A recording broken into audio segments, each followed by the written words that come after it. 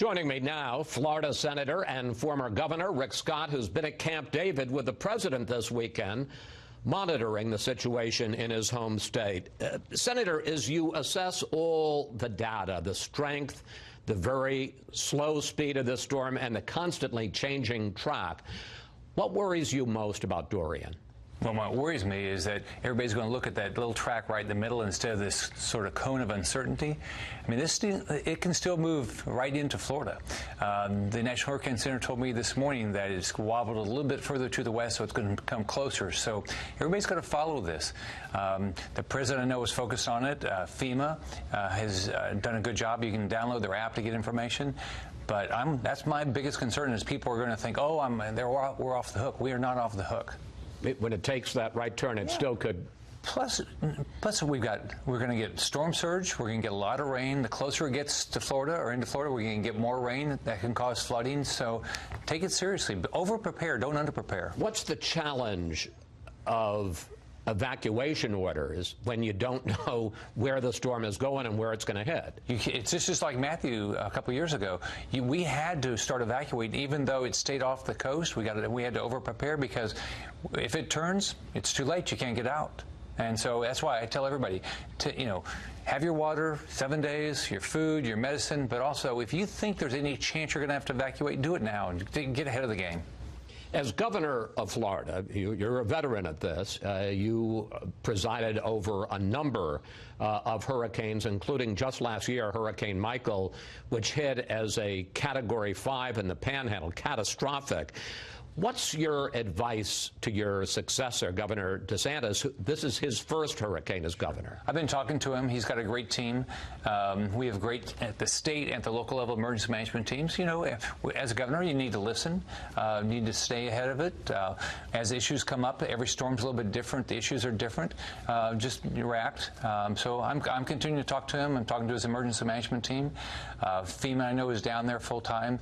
The Gracia Check, who runs FEMA for the Southeast, is down there full time. So he's got a good team around him. I'm sure they're all focused. One of the reasons it seems that Dorian keeps growing is because it's traveling over so much warm water as it heads across the Caribbean, getting closer now to the Florida mainland.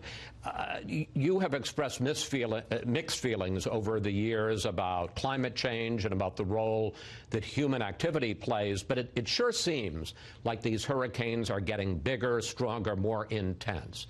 Do you see a connection?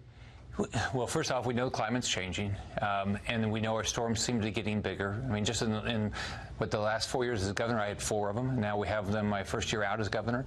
So we don't know what the cause is, but we've got to react to it. So as governor, I mean, we put money into dealing with things like sea level rise, more mitigation, and things like that. So we've got to continue to figure this out.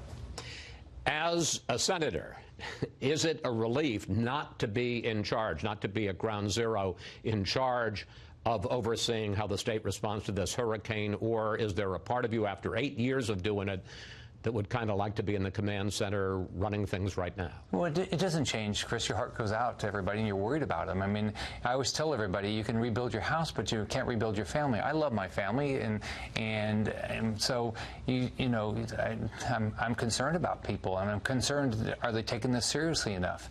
And that's not good. It doesn't change whether you're the governor or the senator. So in my job, my role now is make sure the federal government does their response. That's why I went to FEMA yesterday. I'll be going there with the president today. I went to the Red Cross yesterday, and they both feel that they're in good shape to do whatever comes. And briefly, you were at Camp David yesterday. How involved is the president? How often is he getting updates? We got updates while I was there. He got updates. I know he played golf yesterday, and he got updates while he was playing golf. And then we had a longer update at 4 o'clock, and we talked about it after that. So he was constantly getting updates. FEMA's. I mean, he's been speaking to Pete Gaynor, administrator at FEMA. I've been talking to him every day about it. So he's very engaged. Senator Scott, thank you. Thanks for coming in today. And our thoughts, of course, go out to all of the people, Florida, Georgia, the Carolinas, all of the people in the storm zone. Thank you so much, sir. Thanks, Chris.